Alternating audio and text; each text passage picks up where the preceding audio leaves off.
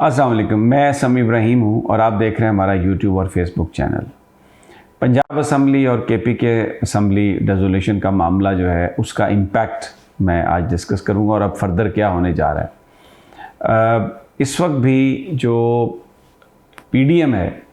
वो मुख्तलिफ कानूनी ऑप्शंस पर गौर कर रहे हैं कि किसी तरीके से जो इंटरम सेटअप बनाया जाएगा पंजाब में और उसके बाद केपीके में कि उसमें कोई कानूनी रास्ता इख्तियार करके इजाफ़ा करवा दिया जाए और इलेक्शन ना हो। यानी जो इमरान खान साहब ने असम्बली डिज़ोल्व की है पंजाब और उसके बाद वो आज केपीके के वज़ीर आला को भी बुला लिया है, उनकी काबीना भी आ रही है, तो कल तक शायद वो भी एडवाइस दे देंगे केपीके असम्बली को तोड़ने की। इन सब कुछ के बावजूद नवाज़ शरीफ और आसफ़ अली ज़रदारी और शहबाज शरीफ उनकी ये ख्वाहिश है कि मुल्क में इंतखाबात ना हों और इसी हवाले से उन्होंने जो कराची में, हैदराबाद में और सिंध के जो मुख्तलिफ़ इलाक़ों में बल्दियाती इंतखाबात होने वाले थे वो एक ऑर्डीनेंस जारी कर दिया है और उसके नतीजे में उन इंतखाबात को उन्होंने कहा जी कि वो 15 तारीख को नहीं हो सकते। और इसमें इतनी बड़ी नौसरबाजी की है, इसमें राना सनाउल्लाह, आसफ़ ज़रदारी और MQM बज़ाहिर एक पेज पे लगते हैं, तीनों इलेक्शन मुलतवी कराना चाहते हैं, लेकिन तरीका ऐसा अख्तियार किया है कि लोगों को धोखे से, लोगों को नौसरबाजी की जाए, उनके साथ उनको चीट किया जाए और ये बताया जाए कि जी ये हमारा आपसी का मामला और इख्तलाफ है, और ताकि मीडिया में इमरान खान की बजाय ये डिस्कस होते रहे। पहले तो पिछले 5-6 दिन इन्होंने खूब ड्रामा किया, MQM के मुख्तलिफ धड़े जी मिल रहे हैं और बस अब एक MQM बन रही है। फिर उसमें कि जी पीपल्स पार्टी ने कहा है कि जी हम तो इंतखाबात करवाएंगे और MQM कह रही है कि इंतखाबात ना करवाएं और एक फड्डे की सूरत हाल बन गई है। फिर एक चकमा दिया ताकि मीडिया में ये चीज़ें डिस्कस होती रहें और इमरान खान कम डिस्कस हो, पंजाब असम्बली कम डिस्कस हो। फिर ये कहा कि हम अब ब्लॉक कर देंगे शारा फैसल को, धरना दे देंगे और कराची देखेगा कि क्या हुआ। अचानक फिर बिलावल भुट्टो की एंट्री पड़ती है और काबीना का इजलास शुरू हो जाता है, सिंध काबीना का। रात की तारीकी में 12 बजे के बाद, 1 बजे के बाद फिर कि जी ऑर्डिनेंस जारी करके तो इलेक्शन जो है वो मुलतवी कर दिए गए और इलेक्शन कमीशन को इस बात की इत्तला दी है। इलेक्शन कमीशन ने एक और ड्रामा किया। उन्होंने वो पहले इस्लामाबाद के इलेक्शंस के हवाले से भी वो यही कहते रहे कि हमने इलेक्शन करवाने और एंड पे आके तो जब इस्लामाबाद हाई कोर्ट ने कहा कि आप इलेक्शन कराएं तो उन्होंने कहा जी हम तो तैयार ही नहीं हैं। और वो फिर अभी इस्लामाबाद हाई कोर्ट के चीफ जस्टिस साहब के पास मामला है, वो एक हेयरिंग के बाद फिर 8 दिन की तारीख, तो वो इनडायरेक्टली उसके जो बेनिफिशरी हैं वो भी ये पीडीएम वाले और नून लीग वाले हैं कि इस्लामाबाद में जो इलेक्शन की जो तारीख थी वो आगे से आगे होती जा रही है, अब भले अदालती ताख़ीर की वजह से आगे होती जा रही। तो ये इन्होंने इलेक्शन कमीशन ने ये कह दिया। उससे पहले इलेक्शन कमीशन ने कहा कि हमें रेंजर्स चाहिए, फ़ौज चाहिए, और ज़ाहिर है वो इसके लिए वजारत दाखिला को ख़त लिखते हैं सिंध के लिए। तो राना सनाउल्लाह ने कहा जी हम तो नहीं देंगे, क्योंकि आसफ़ ज़रदारी के साथ उनकी एक अंडरस्टैंडिंग थी कि हमने ये काम नहीं होने देना। तो अब ये कह रहा है इलेक्शन कमीशन, सिंध हुकूमत कह रही है कि हमने इलेक्शन नहीं करवाने हैं, हमारे पास नहीं है कोई सिक्योरिटी के लिए भी कुछ नहीं है क्योंकि वफाक ने हमें मना कर दिया है। तो अब जनाब इलेक्शन कमीशन कह रहा है कि अब हम दोबारा ख़त लिखेंगे वजारत दाखिला को कि हमें रेंजर्स और फ़ौज तैनात चाहिए इलेक्शंस के लिए, जबकि इससे पहले वजारत दाखिला इनकार कर चुकी है और अब भी यही है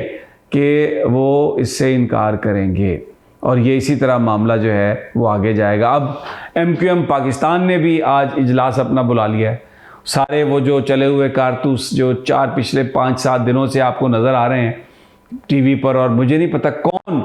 इस बात को इंश्योर कर रहा है कि वो लोग जो एक भी नशिस्त नहीं जीत सके पिछले कितने ज़िमनी इंतखाबात में, और उनके सबके अगर वोट आप मिला भी लें जो उन्होंने इंडिविजुअली उनकी जमातों ने इलेक्शन लड़ा, तो उसमें वो जितने PTI के उम्मीदवार ने लिए वो उससे भी आधे बनते हैं वोट, लेकिन मीडिया उनको दिखा रहा है और पूरा दिखा रहा है, सारा नेशनल मीडिया तमाम चीज़ें रोक के कि जनाब शायद यही कराची का मुस्तकबिल है। तो वो 3 बजे इजलास वो आज कर रहे हैं। अच्छा, एक बड़ा इंटरेस्टिंग कल ये वाक़या हुआ। जिस वक्त प्रेस कॉन्फ्रेंस हो रही थी MQM के मुख्तलिफ धड़ों को यकजा करने की, तो फ़ारूक सत्तार साहब ने उस वक्त जोश जज्बात में ये बात कही कि अब वक्त आ गया है कि हम सूबे में पीपल्स पार्टी से अब हम अलहदा हो जाएं। तो उस पर खालिद मकबूल सिद्दीकी फौरी तौर पर खड़े हुए और उन्होंने कहा कि फ़ारूक सत्तार, ये पॉलिसी स्टेटमेंट है, अभी आप ये पॉलिसी स्टेटमेंट मत दें, ये मुनासिब जगह नहीं है।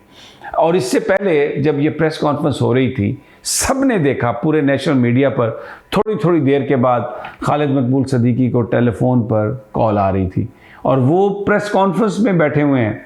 नेशनल मीडिया दिखा रहे हैं उनको पता है कि वो लाइव जा रहे हैं, लेकिन वो फ़ोन कॉल किसकी थी उसको उन्होंने ये मुनासिब नहीं समझा, या शायद उनके इख्तियार में नहीं था कि वो कहते उस फ़ोन कॉलर को कि मैं बाद में करता हूँ, या उठ के कहीं और चले जाते। वहीं पर पूरे नेशनल मीडिया के सामने वो टेलीफोन कॉल सुनते रहे। अब इंस्ट्रक्शंस होंगी, मशवरा होगा, जो भी था वो उस प्रेस कॉन्फ्रेंस से अहम था, उस सारे माहौल से अहम था, और ये जो सिलसिला था ये सारा टाइम वो होता रहा। तो अच्छा, अब आज इसका इम्पैक्ट क्या हुआ है? यानी सऊदी अरब ने पैसे दे दिए, UAE ने पैसे दे दिए फ़ॉरेन जो हमारे रिज़र्व्स हैं उनको बेहतर बनाने के लिए। तो क्या होना चाहिए था कि आज मार्केट में कॉन्फिडेंस होना चाहिए था, लेकिन स्टॉक मार्केट खुली है क्योंकि पंजाब असम्बली डिसोल्यूशन का मामला हो चुका, KPK का, और ये बल्दियाती इंतखाबात और ये सियासी लड़ाइयाँ, वो आज 300-350 पॉइंट खुलते ही स्टॉक मार्केट डाउन हो गई। मैं ये बात इसलिए कर रहा हूँ कि जो भी करने की कोशिश की जा रही है PDM की तरफ से या किसी और पाकिस्तान के इदारे की तरफ से कि सिस्टम में कॉन्फिडेंस आए और जो इन्वेस्टर है उसका कॉन्फिडेंस रिस्टोर हो, पाकिस्तान की इकॉनमी और मईशत सही सिमत जाए, वो कारगर नहीं हो रहा, वो फार्मूला काम नहीं कर रहा। जब तक ये सिलेक्टेड गवर्नमेंट मौजूद है, इंपोर्टेड गवर्नमेंट मौजूद है, और तरीके ऐसे इख्तियार किए जा रहे हैं कि आप इलेक्शंस को प्रोलॉन्ग कर लें, चाहे वो इंटरम सेटअप बना के करें, चाहे वो केयर टेकर को आगे बढ़ा के करें, इलेक्शंस को टेक्निकल रीज़न से आप मुलतवी करवा के इस सिस्टम को चलाते रहें, वो एतमाद बहाल नहीं कर रहा। पाकिस्तान की इक्तिसादी बेहतरी के लिए जिस चीज़ की ज़रूरत है, इन इक़दामात से वो हासिल नहीं हो रही। एक ही सिर्फ वो स्टेप हो सकता है, और वो है मुल्क में फ्री फेयर इलेक्शन, आज़ाद और शफाफ इलेक्शन। उसको ना PDM कराना चाह रही है, और हमने ये देखा कि इस्लामाबाद हाई कोर्ट ने भी जो इस्लामाबाद के बल्दियाती इलेक्शंस थे उसमें जिस अंदाज में इसकी समाअत की है, तो उसके बेनिफिशरी जो हैं वो PDM वाले लगते हैं, वो नून लीग वाले लगते हैं, क्योंकि इलेक्शन तो हो ही नहीं रहे। और अब जो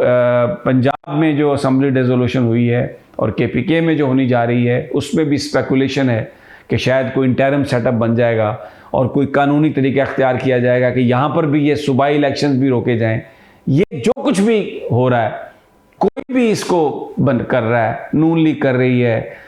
पीपल्स पार्टी कर रही है, या उनके साथ कोई और लोग मिलकर ये कर रहे हैं, ये पाकिस्तान के लिए बेहतरी और फ़ायदा नहीं लेके आएगा। और आज भी बावजूद इसके कि सऊदी अरब और UAE से हमें पैसों की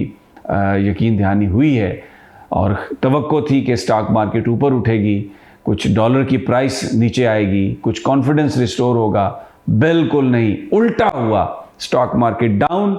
डॉलर की प्राइस फिर ऊपर, और मुल्क में गैर यकीनी के बादल मज़ीद गहरे होते हुए।